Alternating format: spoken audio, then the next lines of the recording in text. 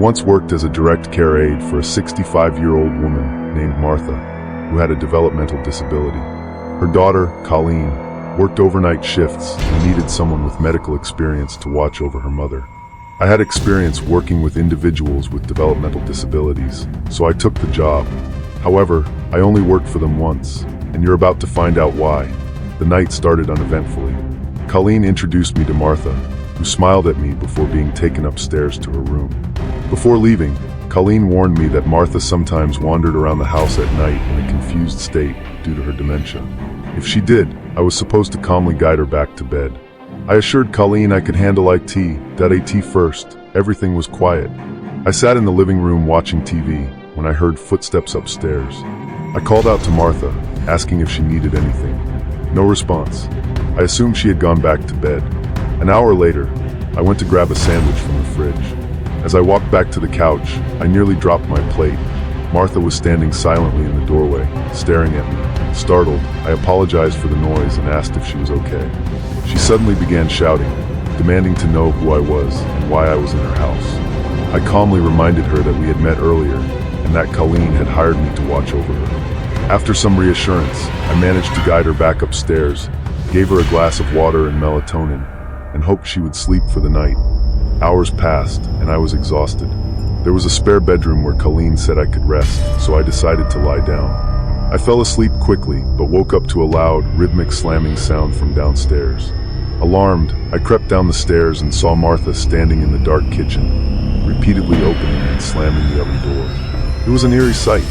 When I called her name, she slowly turned to face me before walking past me, back to her room without a word. That I followed her upstairs, but instead of getting into bed, she stood facing the wall in complete silence.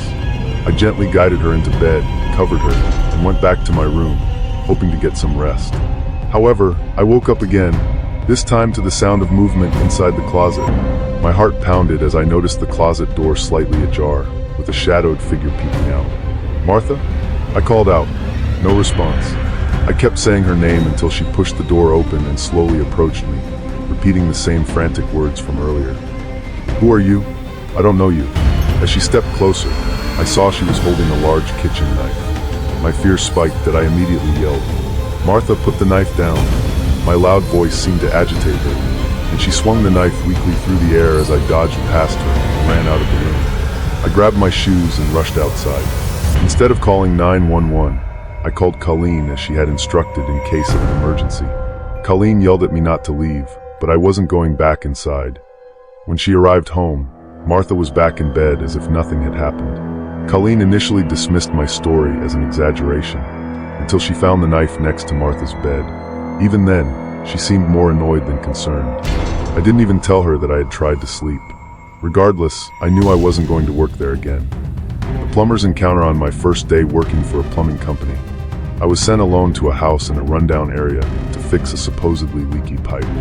When I arrived, the house looked abandoned, dilapidated, empty, and eerie. A strange man with an unsettlingly wide smile answered the door. His voice was oddly high-pitched, and his mannerisms were off-putting. That he led me to the kitchen, where I got to work under the sink. I quickly noticed there was no actual leak. When I tried running the faucet, no water came out.